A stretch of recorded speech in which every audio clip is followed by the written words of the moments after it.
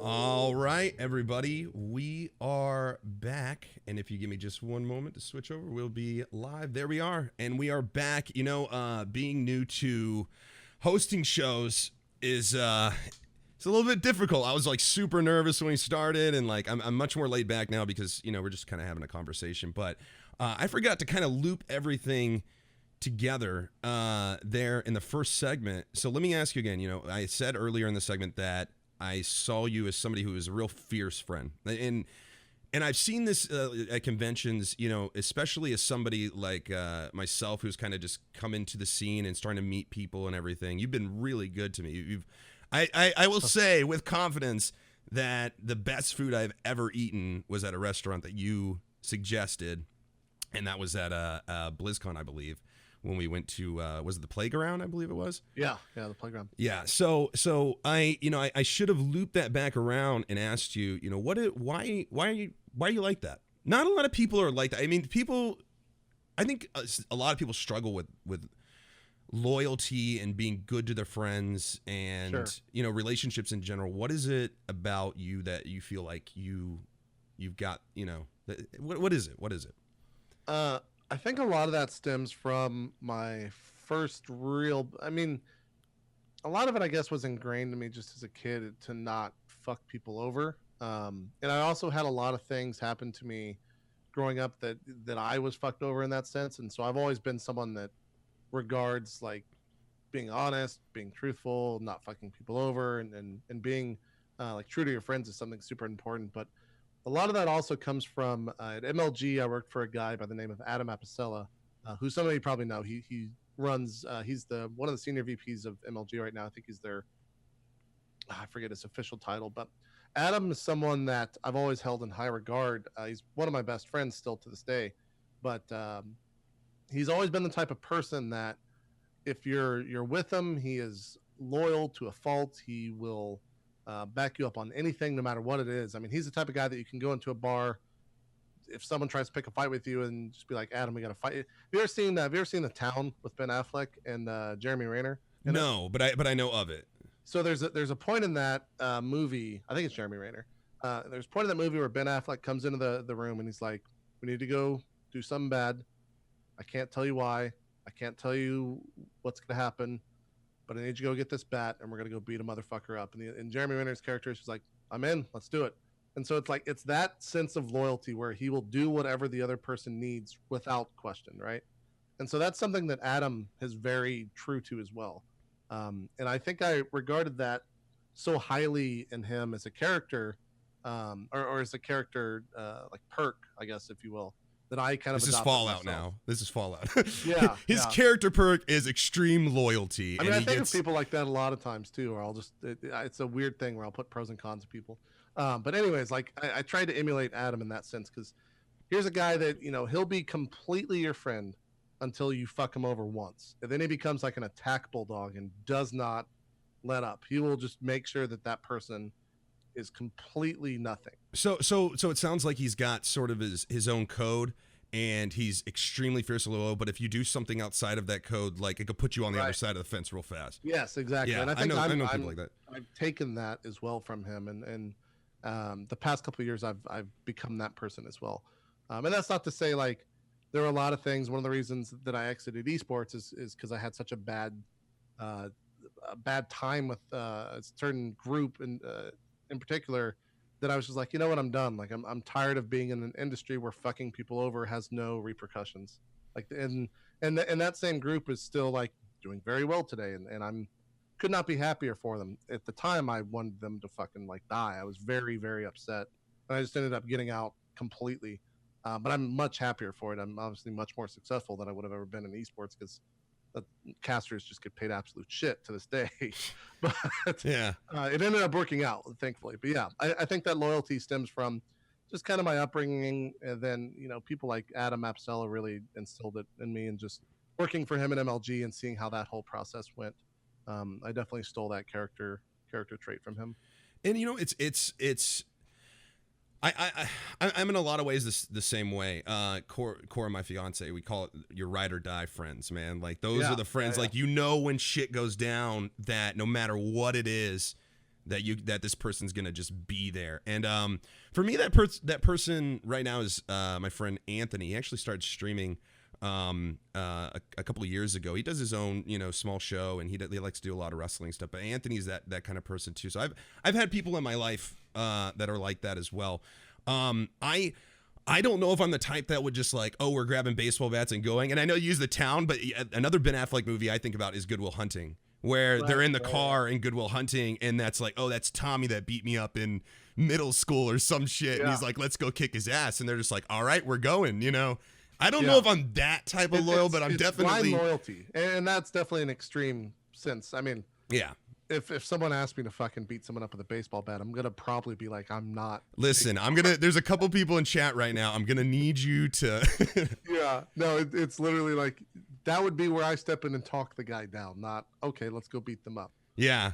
Well, I don't know. It's something that I noticed in you that really, like, I don't know. I don't know. It kind of hit me. So it's cool that, it's kind of like a pay it forward thing, right? Good people treating people well, and then those people learn, and then they treat people well, and you've treated me really well. So, and I'm sure you'll recognize this as well. I don't know what it is, and I can't specify what it is because it's different for every person. But in my mind, there are things that have to happen for me to be able to like bring that person into the circle, if that makes sense. Yeah, I'm sure you noticed me doing this to you when we first met, because I don't think that we were best friends upon first meeting. No, we had a very nice conversation, and yeah, we went to a bunch of events together too, and I don't think we actually ever sat down and talked to one another until that flight to not San Diego for the H1Z1 thing. Yeah. And that was kind of like the first time we ever actually talked, even though we had been at events for several times, like at least 4 or 5 times. Yeah. No, it's I don't know. I always knew that you were always kind of like parts of groups that I was parts of groups of, but like Sacriel and Shannon, they really took me in, like when I first started, and really took care of me, and they were really good to me. And I know that you're good friends with them, and so it just kind of seemed to fit. By the time that we had that conversation and we were building that relationship, it was such an easy fit, at least for me, because all the same people that I've already been hanging out with, it's like JP just makes sense. Like it's just good. It's just having good people. But it's hard to hear that that in esports you had such a rough time though. I mean, I'm sure you had good times and bad times and stuff. I don't want to say that it was a completely negative experience, because I learned way more than I actually hated esports. But it was just at that point in my life when like I got whatever happened, and I was just like, you know what, I don't have to be here for this anymore. I could just go do something else. And I didn't have a plan. I didn't have some master plan when I left MLG. It was just like, I got to go do something else. I don't know what that is, but I'm done. Let's Quentin Tarantino a bit. So let's step back. Before the break, you had said that you were you had just met Scoots, and you were in for communications in college, and you were starting to kind of make your way into the esports scene. What was it that like made you decide like, yeah, this is what I want to do? Was there any like one incident or something that made you want to do this? And by the way, I want to point this out.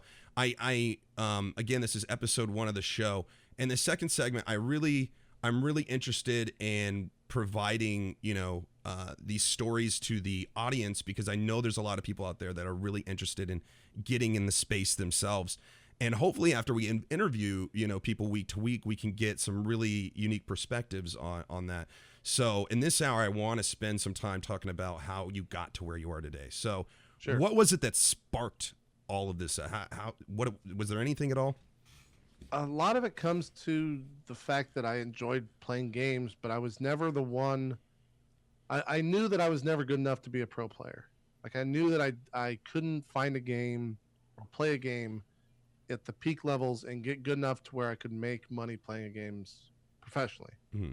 And this is back in the day where no one really could. So that also came into mind, because like I remember back in the day on you ever watch True Life on MTV? Occasionally, but I'm not like. So there's an episode of True Life called True Life, I'm a Pro Gamer, and they followed around Fatality. Yes, I do. I actually watched that episode. Yep. And so in that episode, he's in San Antonio at a LAN where I was as well. I was not 18, so I couldn't be on the show, or I couldn't have my face on the show, because you had to sign a a waiver to like sign over your image and likeness to be on MTV. But I was at that same LAN, and I ended up having a conversation with John, saying like, is this a worthwhile thing? Like, should I try to aspire to be a pro gamer? And John was kind of like, not really. Like, there's only so many people at the top right now that can make so much money. And back then it was like very, very nominal. It was probably not even minimum wage. And so ever since then, I was kind of like, well, if I can't make money being a pro gamer, because I'm never going to be that top person, maybe I could like write about it. Maybe I could make that a career, because it's still playing games. I still have the ability to play the games, but now I can just write about them. Do you like writing? I think writing was always the easiest thing for me in school. I remember there was some, I think it was middle school, there was some like writing contest for all of San Antonio, and I ended up winning, and like the mayor of San Antonio was there and like read my essay or some bullshit. And so like writing always came naturally to me. Some bullshit. Had the mayor come out and read an essay for him. It might have not been it was the president. So the president came out who it was. Thanos came from the universe and read your. This is one of those things where like I was so nonchalant about it that I didn't like. I only did that because my parents wanted me to go do this thing and like write this thing to I'd much rather be playing video games at home, right? Yeah.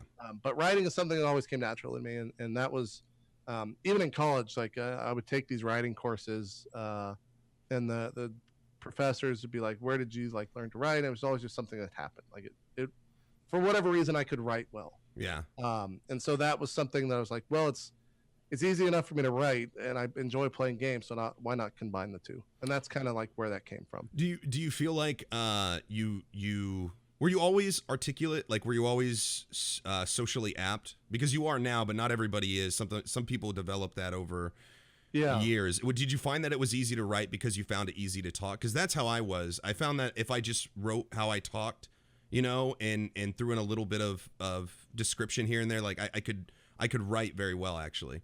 I enjoyed social interactions with people only because I enjoyed watching movies and seeing people that were really good at it be able to like control situation, and I wanted to be that guy. Wait, explain. Like you watch movies and you'll see like a really smooth talker control a situation or do something really cool in a slick way just by using words.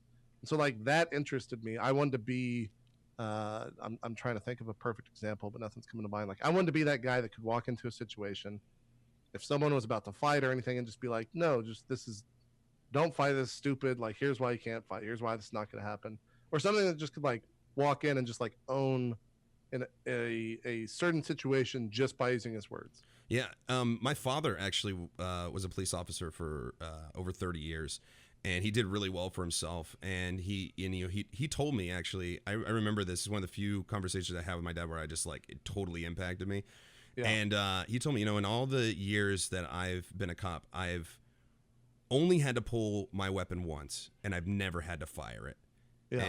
And I was actually talking about this on stream not too long ago. He said he's like, you're going to find that it's so much more appealing to try to talk the situation down, just what you're saying, than it is to escalate and involve yourself in a dangerous situation, especially for my job, is what he said. Exactly. But he's like, but it's in life, and it was one of the values that my father passed down to me. So I know I'm right there with. I hate to be so agreeable. It's almost like I want to like challenge you, but like it's like everything you're saying. I'm like, yeah, no, I've had that too. So.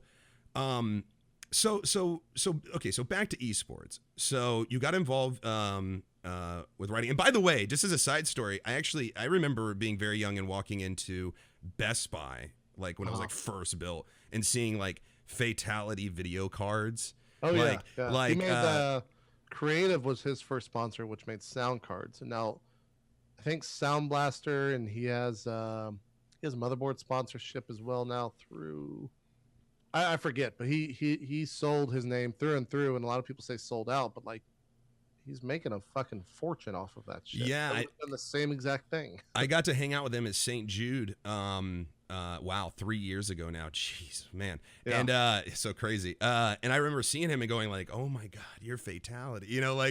Oh man, I saw the show. I saw, and then I shot pool with him for a little bit, and then we ended up drinking, and he got too drunk and then passed out in John Howell's hotel room, and it was great. No, but yeah, so I got to, I don't know, just as a little side, you know, tidbit thing that I've actually, you know, got to meet Fatality also and stuff. So you were at the LAN party though, like you were there when they were like filming. Yeah, and Was not. that cool for you? Were you like so hyped for that? Like I you was were, pretty hyped. Like yeah, that was something that I definitely like wanted to brag to a lot of people about. yeah. Like, and there was other things too. I remember when I was in high school that I would like straight up lie to my friends about things that happened. Like, oh yeah, this totally happened, just so I would have tried to like one up them and like maybe not even a social setting, but just in like a cool factor. Like, yeah, oh, this happened to me over the weekend. And they'd be like, no, that didn't. I was like, yeah, it actually did. Like, I was that type of- I want to have like a better, more exciting thing happen to me than other people. Well, So after there's different after moments. Thanos came down and read your essay, you know, Exactly. I don't know how, I don't know if. Oh, perfect example. I remember I told my current roommate and our other friend that before I went to the LAN, I played so much StarCraft, right? And they knew that I was really good at StarCraft, and so I actually told them that yeah, I used to be like a professional StarCraft player, and they bought it for a while. Then eventually they were just like, stop lying, just stop, like just stop feeding us this bullshit. I was like, all right, Wow, that's a all right. bold move. You went into like the guys that knew and was like, Yeah, yeah. yeah. Well, they didn't say anything for a while because I like was really good, but They were knew being that I real was not nice. professional. Yeah, They were being real nice. yeah. And so that was some stuff that I would always do back then to like try to one up myself in a social situation. Yeah. So as far as the writing, what was like your first job? You know, you mentioned Scoots and that. Yeah, Yeah. it I guess my first like with Gotfrag, I never actually earned any money from Gotfrag, even though I wrote for them for 2 years. If you can actually see it, so right here, I don't know if that comes through on the webcam on Zoom. I can see it on Zoom. But that is the first and only issue of a magazine called Esports back in the day that Gotfrag actually produced, and that's Walshy from the Halo world that I actually had the cover story for. So that was and I still never earned any money for that. But that was actually what got me into college. Was I wrote that, I think, going into college as a freshman, or maybe I wrote that as a freshman year in college, and then when I transferred over to communication arts, that was like what got me into the school was that article on the issue of Esports magazine. What was it about? Um, it Don't was an tell me you interview. can't I forgot. I had to read the cover of the thing. You're like, who did I interview? What was it about? It was Walshy, and it was an interview with Walshy about Halo 2 and kind of their rise to fame and what they like learned to how they played and stuff like that. I don't remember the specifics. I haven't read the actual interview in a very long time. But just having that byline was like really cool to me. So how long did you stayed with esports quite a while, right? Yeah, I think 2007 to 2013, something like that. What were your like some of your best memories from that? Like what or notable times? Like what like I don't know. I still remember the first time that like StarCraft 2 got announced. I had a bunch of friends, or I had two friends that were there in Korea when StarCraft 2 was announced, when it went fucking, like, the place they were at when Blizzard announced that went fucking crazy. And I remember watching footage and like reading PC Gamer and all that stuff. And that was really cool to me, just to kind of be close to that scene and be around when StarCraft 2 was announced. When the beta came out for StarCraft 2, I remember I started, I had a friend who worked at Gotfrag. Gotfrag got bought by MLG. And so a bunch of people that I used to work under at Gotfrag now worked at MLG. There's a bunch, like, I guess to step back, the week before Gotfrag got bought by MLG, I got offered a job actually paying me real money. And I ended up taking a semester, maybe even 2 semesters off from college to go work for a company called Game Riot, which was a sub company of the World Series of Video Games out of New York. Why does it sound so familiar? Game Riot was a huge blog that anyone could go and sign up for, but it also had like special writers, like World of Ming was a huge writer on there, which a lot of people know. So right when that happened, Game Riot kind of was a place where I lived for 2 or 3 years, and then ended up leaving. I was the managing editor over there. Ended up leaving, and then StarCraft 2 came out, or the beta came out, and I was in school at the time. I didn't have any official job or anything. And this was right around like day 9 daily 30 or something like that. And for those that don't know what the day 9 daily is, it was a daily show that Sean Day 9 Plot would do, and it was only StarCraft 1 back then. But watching that, you could see that Sean was really good at his job. You could see that Sean was gonna. I could see that Sean was gonna be something. That he was gonna be an important. You're just around him. If you're just around, like the first time I met him, we actually hit it off really, really well. I think we sat in front of each other. Actually, this was a dinner that you had put together, I believe, or Shannon, and we went and got, I think it was some Korean food, I think, or something. That was a Korean barbecue. Yeah, the Korean barbecue. Was it Prime? It might have been.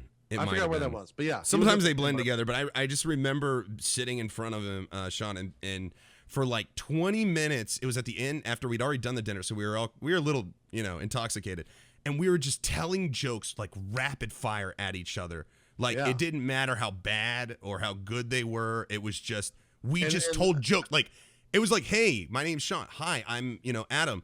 Hey, let me tell you a joke. And he just went a joke. I was like, hey, let me tell you a joke. And we went like 20 minutes like that. Yeah, that's very Sean. So like, I knew that he was gonna be someone, right? Like just the raw charisma of Day 9 was something I wanted to be around. So at the time, Mark Turner, who was someone that worked at Godfrag when they got bought by MLG, and someone that I had always been really close with, was starting. StarCraft 2 wasn't on MLG's radar at all. They didn't have really any interest in it. And so I started a thing called the MLG Showcase. No, the MLG King of the Hill series, I think it might have called the MLG Showcase series. I forgot. Anyways, it was the first like casted StarCraft 2 games. And it was me, who's never casted before. He's never been a professional caster. And it was Sean, who at the time wasn't necessarily known as a caster, but he was very good at talking. And that was kind of like the first thing I did in esports in terms of the casting world. And I think I'll always remember that. You can go find those VODs somewhere on the internet. They still exist. They're really bad. Like, I'm really, really fucking terrible in them. And Sean's like pretty mediocre. He's not where he was a year or two after that, where he just casted so many events that he was just naturally good at it. This will be what I look back at and go, man, I was so fucking bad. This is, like this, being my first talk show kind of thing. So yeah, I can see it. In fact, I find that a lot of people say that when they go back and look at their old stuff, because you get better. You get better as you go. Oh, yeah. And you'll also, if you go and listen to any of those old VODs, you'll see that I had a really bad lisp. My voice was much higher. And I don't know why, but I never went to actual vocal training. But for whatever reason, I was able to tone the lisp down. And I also was able to lower my voice.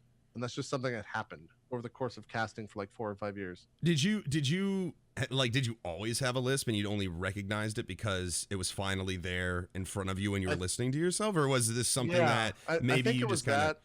And it was also just the fact that the lisp would come out more and more when I was talking for longer periods of time and actually like making my vocal cords tired. And so I just learned to like build up stamina and how to talk properly just through casting, so that I wouldn't be exhausted by the end of like a 4 or 5 hour cast. Yeah, and it shows that you know what you're doing, because today actually JP has a sore throat. Yesterday he was like, "Listen, I don't know what tomorrow brings, but right now it's killing me, you know." Well, and you're fighting through it, and you sound totally great. So a lot of that I owe to my friend Chloroseptic. So luckily I can actually feel my throat right now, which is really good. But yeah, you're asking like what other moments for me. Casting BlizzCon, I'll always remember that for 2 reasons. One, because like it's the biggest audience I've ever been in front of. BlizzCon's like fucking massive. I don't know how many people are in there. I'd wager 20,000 to 30,000. Well, I went the first time this last year, and I mean, of course, it's probably the biggest year because every year they say that it gets a little bigger. But that place was huge, man. Like it was a huge convention. Like being in front for being of just one gaming company. Like oh my god. Yeah. But it was the year where like I definitely peaked, and that was definitely the event where I peaked, and that was also the like right after that event where it just went down a huge fucking hill and snowballed, and that's kind of like what caused me to exit it. At that event, I remember there was a thread on Reddit, and I've told this a lot. There was a thread on Reddit that actually hit #1 on RAll, so like top of Reddit, top of the entire fucking website. And I think it was something. I don't remember the exact name, but I think it was something to the effect of, "Who is this guy casting BlizzCon and why is he there?" or something like that. And it was an entire thread just shitting on me, just destroying me about. Welcome to Reddit. Yeah, welcome to Reddit. Yeah. And a lot of times too, the casters of that day had to learn to not, because like with chat you get instant feedback, right? With Twitch chat you get instant feedback on anything that's going on, whether it's a show or anything you're broadcasting. You can read it right there; it's right in front of you. But with Reddit, obviously, it's something you have to go and visit, and it's not an active dialogue. It's them saying whatever they want about it, or whatever they want about the subject matter. And so, like after a cast in the StarCraft world, the casters would load up Reddit and go read about what they just did. And these comments were not, they weren't moderated in the sense that, if you go to a broadcaster's channel and say like, this broadcaster's fucking trash, most of the time you're going to get timed out because it just happened. I just saw it happen. Thanks, most of the time you just don't want that in your channel. But with Reddit, it's 100% free speech, right? Yeah, like of course. There's no moderation. Yeah. Well, there is, but to an extent there's not. And so like that was just like the most vile comments, just like picking me apart one by one. And so like that was the peak that day. And then going back to the hotel room that night after it was all over, that was like the worst day ever. Because it was just like the most negative bullshit centered all in one area that I've read all at once for just like an hour. And I just scrolled through it.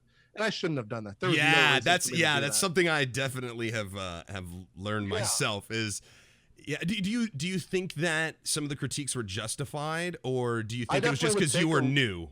Yeah, I mean, by that time I had been casting for a year and a half, maybe 2 years. So like a lot of the stuff that I would read, I got to a point where I could pull out the valuable information rather than just like the fucking vitriol being spewed at me. And so I did definitely like pull a lot of good information from that. But at the same time, like it's hard to read all that stuff and not just hate yourself afterwards. Yeah, no, I know, man. Well, after I did the again, similar story. After I did the Overwatch stream for Blizzard, right? Did you get ripped apart somewhere? Yes and no. Like it was like half and half. Like some people were like, "What a great broadcast," and some people were like, "Ellohime needs to die in a fire." like we don't. I don't ever want to see that bearded bastard again. But that's kind of just being in the public eye. I think people are just gonna. You've ever seen somebody and you just immediately don't like them just the way they look. You're just like, it's a real thing. So when you put yourself in front of that many people, that happens regardless. But yeah, I can understand going through a huge Reddit. I mean, especially if I was on the front of Reddit, and it was probably way worse. It was pretty bad. It was pretty bad. And then just some of the other like really good moments that happened. MLG Anaheim 2013, maybe 2014. It was the first time that Boxer, who's just like a legendary StarCraft 2 player, Slayer's Boxer, was over in America, and he was playing against, I think, MMA on stage during the finals. And I remember standing next to Adam Apacella, who I was talking about earlier, and Sundance, who's the CEO of MLG. And we were all just kind of like standing next to each other, and we were paying attention to what was going on stage. And Sundance said something to the effect of like, "Can you believe this is actually happening?" Because like we all like worked our fucking asses off for this event. And I remember he said that, and like no one said anything, but I knew that like my eyes were watery. I knew Adam's eyes were watery, and I knew Sundance's. I think Lee Chin might have been there as well. But it was just like that type of moment where it's like, we fucking did this. Like this is really fucking cool, and it's here because everyone did this. Yeah, it's like I'll always remember that moment as well. It's like that moment in Fight Club at the end, where they're holding hands, and it's like you're like, wow, this is what we did, this is. Yeah, I've had similar moments in my life about that. Did you find that the negativity from that Reddit thread maybe had a hand in how things went downhill afterwards? Do you think that negativity got to you? Yeah, I mean, I think that was definitely the peak, but that was something that the StarCraft community at the time, and maybe even so now, is very, very aggressive and very negative. And so like they'll 100% call you out on something if they don't agree with it. And a lot of times too, this was pushed by a lot of the other personalities in the scene. And so like it wasn't something that I wasn't not accustomed to. This was just something that was on a much larger scale. And so that's why it fucked with me so much. But like any event that I casted, there was always a thread that popped up for any caster. It would be like, so and so did a terrible job, and this is why. Like everyone had an opinion in there, Yeah. and it was never moderated because it's Reddit and it shouldn't be moderated, right? Yeah. And so it wasn't something that I was not used to. It was just like the peak of it being really rough to read. Yeah, and it's so concentrated there, you know. It's like, Oh yeah. it's like they're talking about no one else, but this conversation Right. is just about you. And you this know? is jumping ahead a little bit, but like that's why I love Twitch so much, is because like those people stayed away from me, and everyone that would come and watch me on Twitch was generally people that enjoyed me being there. And so Yeah. like that was something that when that started to happen, I was just like, this is kind of fucking crazy. Like everyone here is really cool and likes what I do, instead of shitting on me constantly and just being really fucking negative. So it was a huge like 180 spin for me, both mentally and just like physically, because I'd finish a broadcast and I'd want to go back and do more, even though I was exhausted. Yeah. Back in the esports days, I'd finish a broadcast and be like, well, let's go read Reddit and see how fucked up I was today, or something like that. So like I had that mindset back in the day. Do you think, I mean, I follow the esports very, very loosely, you know, like never have been really invested. So do you think that is just sort of the atmosphere of esports? You know, like it's a little bit more cutthroat in a way, like not, I don't know. Whenever I think about esports, I just see people that are just so passionate, and when you get like that many passionate people together, they're just so serious, you know, about everything. I think like Twitch is different because people just come here to relax and watch and laugh and whatever. It's not like they have like this huge investment in things. But when you've got, you know, your favorite, you know, competitive player against this guy, or these people are casting, you know, it can just, I don't know. I just see so much passion there. It's all amped up. So it maybe makes people a little bit more, maybe critique a little bit harder. Right. I think that's exactly it. Like people within that scene and most scenes that are very niche are just very, very, very passionate people, right? Like they want whatever they're passionate about to succeed because they want to be able to watch more of it.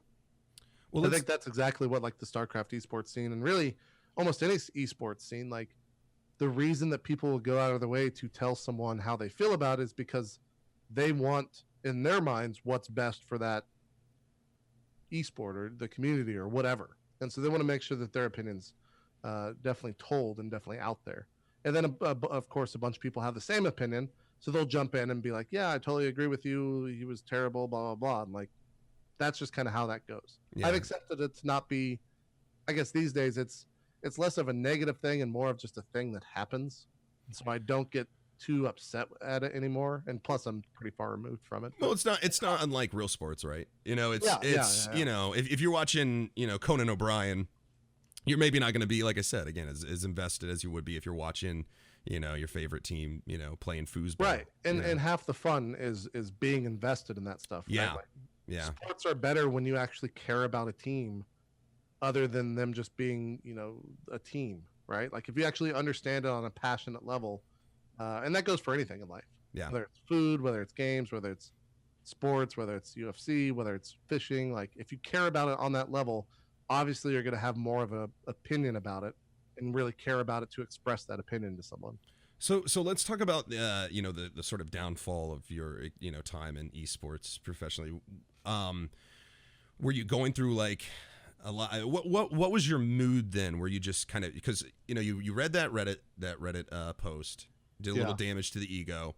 Did that, you know, like I said, did it have a hand in it? You know, as you were kind of exiting the scene, you said yes a little bit. Did that? I don't know. Did it? Were you doubting yourself, what you were doing? Were you ever like, maybe I shouldn't be doing this? Maybe I am out of my league. Maybe I just don't have what it takes. You know, like back to the karate thing. Do you have that fighting spirit? You know, like that kind of thing. Right. I think after that, my role in esports, my role at MLG, because I was a full-time employee at MLG at the time, definitely shifted from being more of a behind-the-scenes producer rather than a talent person, like someone that was actual talent, being a caster or whatever. And for the next, I would think like a year, maybe a year or two, I shifted to being more focused on the show that I did at the point in time called State of the Game, and being a producer at those events. you know, kind of controlling the talent or managing the talent, if you were, um, instead of actually being the talent. And as time went on, I definitely removed myself completely from casting. And I think a lot of that too was certain people at MLG agreed with a lot of the comments on Reddit and definitely wanted me out of the casting chair. And I kind of was just like, okay, yeah, that's fine with me. I don't know why you didn't just tell me that up front and created, like, there was a bunch of weird relationships that happened behind the scenes where I was just like, I don't know why you didn't just tell me this. Like, I have no issue taking a back seat. This is fine. I'll just take more of a producer role. And that's kind of what I did. Was it politics? I mean, did politics play a part? A lot of it was, yeah. I mean, that's something. I can't imagine that you'd have that much, you know, well, where it is now. I guess back then it wasn't, you know, nearly as big. But, you know, when you're dealing with money and you're dealing with, you know, this up and coming thing that you know is good, you know, like, you know, this is going to be a big deal, you know, that kind of can't not play a part, you know? Exactly. Yeah. The thing with like, I guess my professional experiences, that was the first job I ever really had, was at MLG.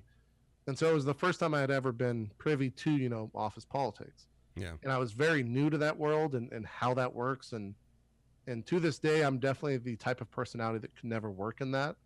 Because as a lot of people know, like, I say what's on my mind and it's never filtered. Like, if something is like, like, to go back to Reddit, I'm passionate about all this stuff. So if I think something's bad, I say it as it is and think that's shit.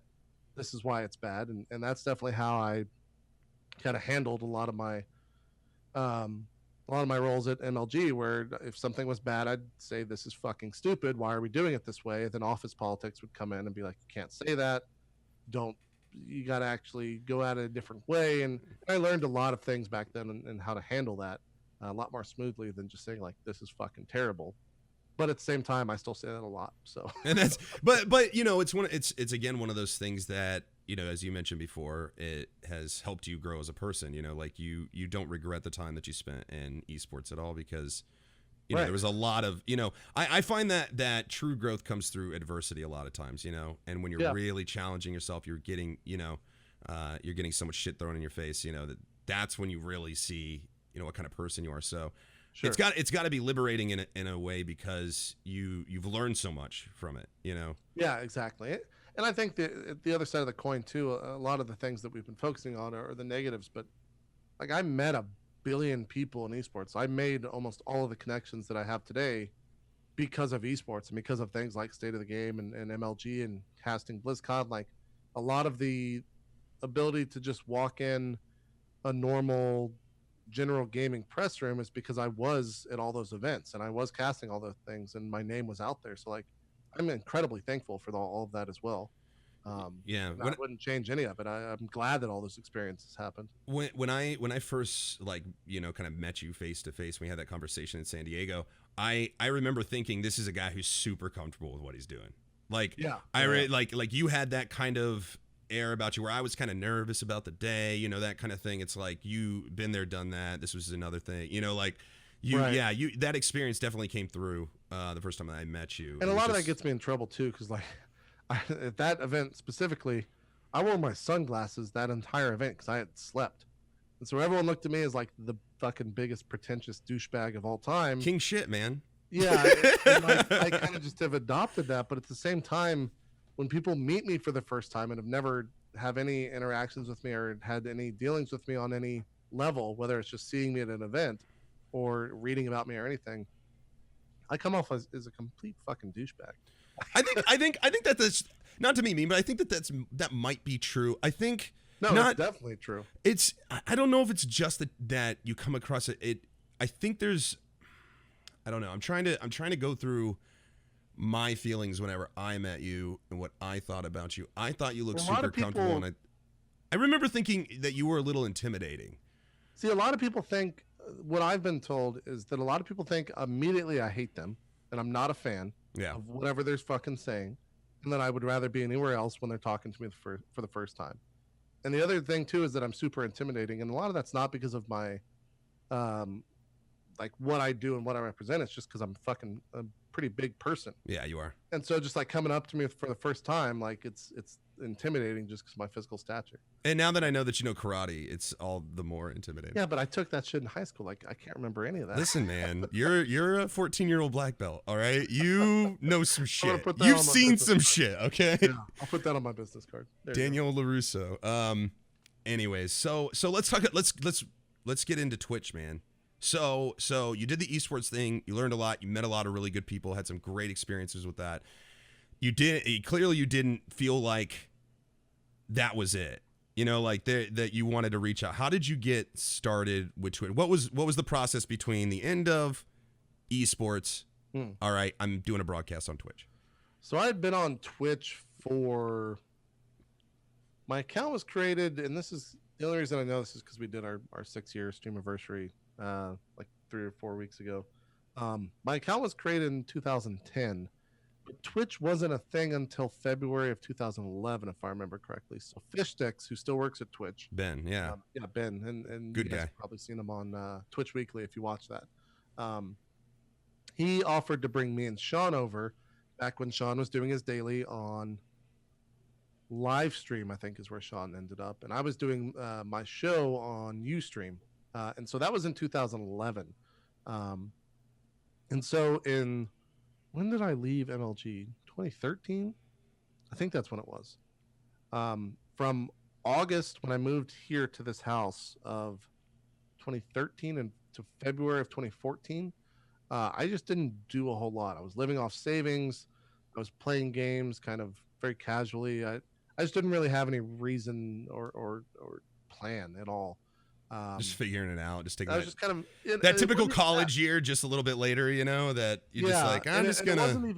I wasn't figuring anything out. I was just being like really lazy and mopey and kind of just like, I don't know. It was just a dumb, dark time. Like nothing good came from it. It's just was it the aftermath of all the esports shit? You just feel like, yeah, maybe just coming off of that a little bit. Yeah.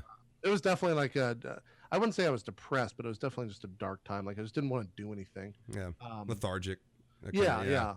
And I've told this story several times. And Total Biscuit ended up messaging me. We had built a friendship up from when he was casting in StarCraft and stuff like that. And very blatantly on Skype, was just like, "What the fuck are you doing? Like, you have to do something. Like, do a show, do something.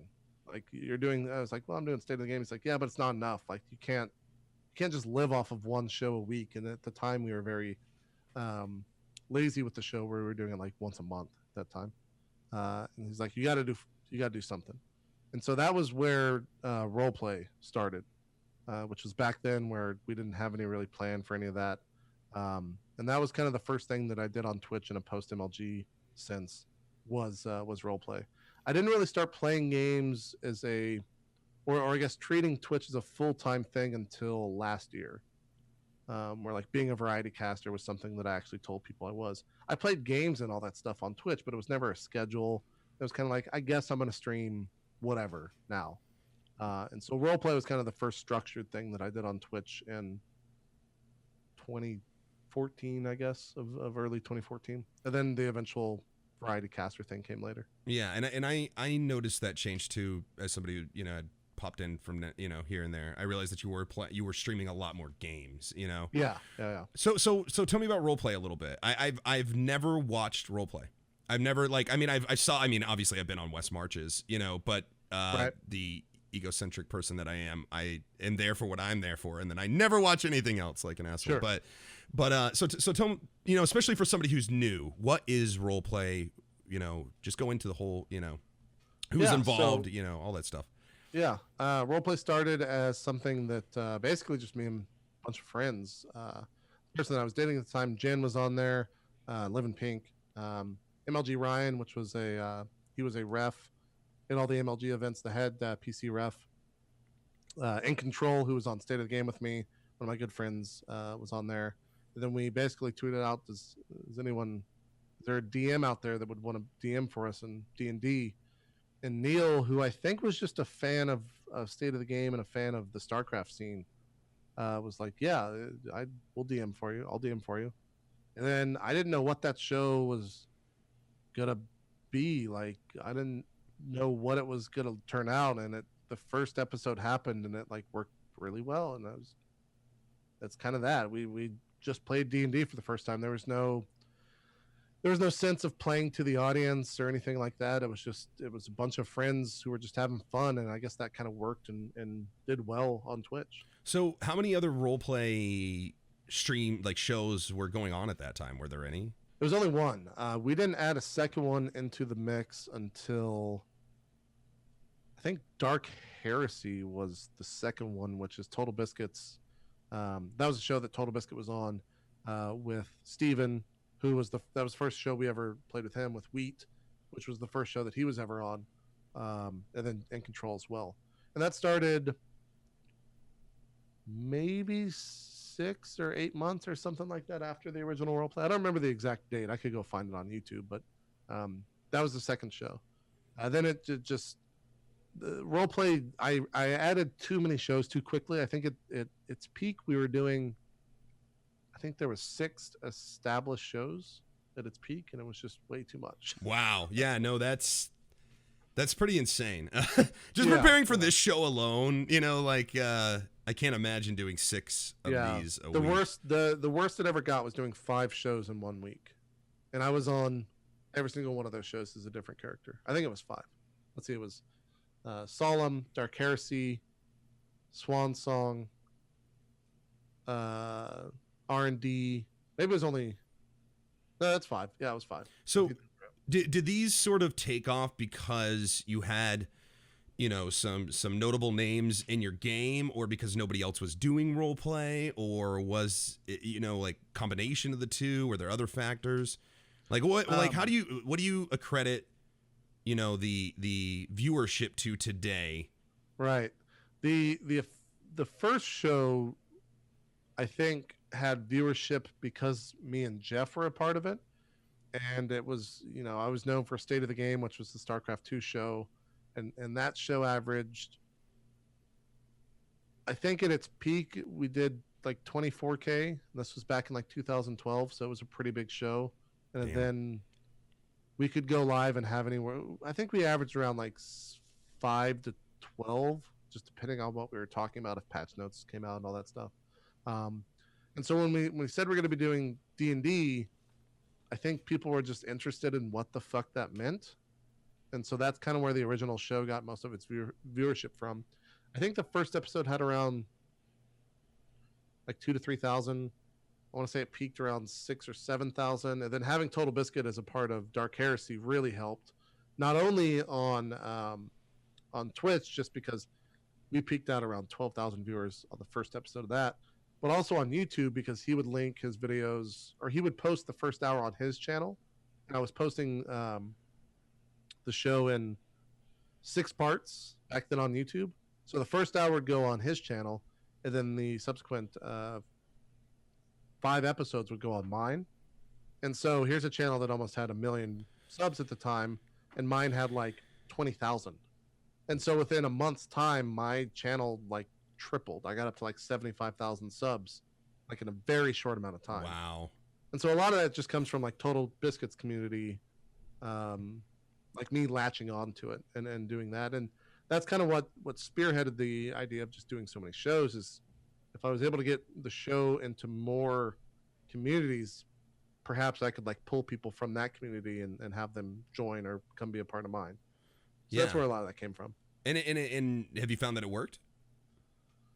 Yeah, I mean, it did and it didn't. Like, I feel like a lot of the times I was chasing numbers and not chasing what would be fun a lot of the time, and that's something that I've learned in probably in the past 9 months or so. Let me stop you though. Do you think that that's like almost sort of necessary in a way when you're first starting out? Like I'm thinking more like somebody who doesn't have, who isn't coming from a background that they've had shows and stuff, like starting up a new Twitch thing. Do you think it's important that they actually, like put their best foot forward as far as a business sense and put like fun secondary, or are you like fun all the time and then business second, or do you have an opinion either way? I mean, I think it depends on the person or the channel. And also the answer. This is a very broad question, but yeah. I think the answer is also applicable to like when you started on Twitch. Like back then, I think fun would win out because there wasn't that many options on Twitch, and it was very, at least when I came into Twitch, I never started at the bottom, right? I started like mid tier, and I've kind of always been middle tier. But middle tier back in the old days, years ago, was you were probably like still top 30 streams, top 40 streams, just because there was so little broadcasters on Twitch back then. Yeah. But if you started today, like I would say it's neither. Like you probably need to focus on something just to get you noticed. Yeah. There's nothing special about someone talking into a camera and playing games. It's already been done before, right? He's lying to you. There's extreme specialness about this, and you guys should definitely want to come back. The fact of the matter is, like, there's nothing special about it. It's been done 1,000 times before. Yeah. Well, it's why I think you'll see, this is probably jumping ahead of your questions, but I think it's why on Twitch you will never see someone break into the upper echelon aside from one or two people every year. Like it's almost impossible, and even that, it's just harder to break into like the middle tier of casting. It's already all been done before. People know where they want to go, and when people join Twitch, they're going to go to the biggest stream. Yeah. And they're going to stay there. I asked you kind of selfishly because I you know, I'm coming up on my 3rd year, and I felt like when I got into it that I was having to claw my way from the bottom. You know, I've always put fun first, you know, but I've always tried to make smart decisions about what I'm streaming while still having fun. So I was just curious entirely on your opinion on it. So you started role play. What were some of the other shows that you did? I know obviously Drop Frames. Yeah, we started Drop Frames last year. The other show that I did alongside State of the Game, there was one called Real Talk, which was just exactly like this, just interview format. And then I stopped doing that one after, I think I got like 30 episodes in or 35 episodes into that. I'm trying to think if there's anything else I've done show-wise. Are there any shows that you created that just absolutely failed? Like you were just like, this just is not, like you started out thinking it was a good idea, and then it was just like, eh. Yeah, there was a show right around the time that State of the Game was in, like probably episode 40 or so. We did 101 episodes of that for reference. And there was a show called SC Center, which I wanted to be like Sports Center, where every day we would talk about, you know, StarCraft and the matches that happened the day prior. And that show just was abysmal. It was just bad. It just wasn't. Yeah, the focus of the show needed someone to be able to analyze the matches on a very close level, and myself or Patrick, who now writes for it's Daily Bite, something like that. We just couldn't analyze it, so it was literally me just listing off results of the matches, and that's it. Well, for 15, 20 minutes a day. Well, this is what happened yesterday. So and so beat so. Yeah, I can see where that would get a little. It was literally that. It was like me going to TeamLiquid.net and being like, all right, so in GSL Code S, we had so-and-so win. And I would give like little bits of information like they do on Sports Center on like why that happened. But it was never, like I was never the analytical caster. I was kind of the play-by-play or host role. And so like I never had enough analytical clout to be able to say definitively like why this person won. And so the show just didn't work out. I got you. So you've got it's so you have such a unique story because you didn't just jump in and start streaming games, like because you made these other I mean, this was back in a time where they didn't have the gaming talk shows section, right? I mean, they didn't the gaming talk shows was actually created because Wheat came and asked me what it should be put under, and if they should have the gaming talk show section. I was like, yeah, that would save a lot of people a lot of headaches. And I think Total Biscuit was also a part of that conversation because the Co-optional podcast has been a staple on Twitch for so long. Oh yeah. And yeah, yeah. Gaming talk show is one of the smartest things Twitch has ever done. Yeah, and it's I don't know, it's just so it's different, and I'm really enjoying doing this show. It just when I was starting, I would never have thought that would be my focus, but it makes sense coming from your background. Do you think that somebody could jump in and make a stream now based entirely on talk shows or, their own special, Possibly. non-gaming content? Do you think it would be more difficult now than before? I think it would be more difficult because one of the things that you would have to do to get someone to be interested in that is have something interesting to talk about and someone interesting to talk to about it. And to be honest, a lot of times, if we get a pro, like, I don't know about you, but I get asked daily from